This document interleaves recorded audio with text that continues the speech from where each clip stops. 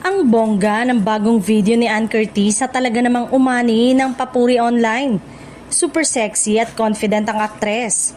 Kitang-kita ang hubog ng kanyang katawan at lalong nangingibabaw ang natural niyang kagandahan.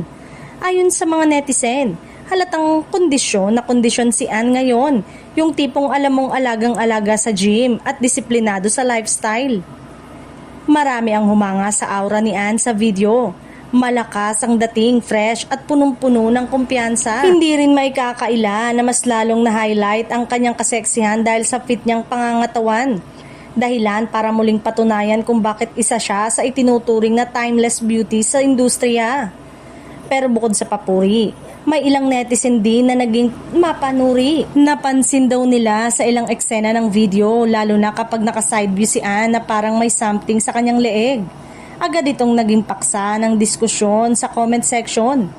Ilan sa mga komento ng fans ang bakit parang may something si Ann sa neck. Napansin ko rin na parang katulad kay Ann, sana okay lang siya.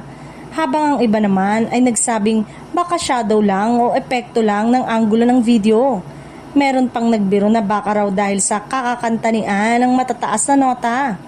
Sa kabila ng mga espekulasyon, marami rin ang agad nagtanggol sa aktres at sinabing huwag agad mag-alala dahil walang kumpirmasyon at normal lang na mag-iba ang itsura depende sa ilaw at kamera.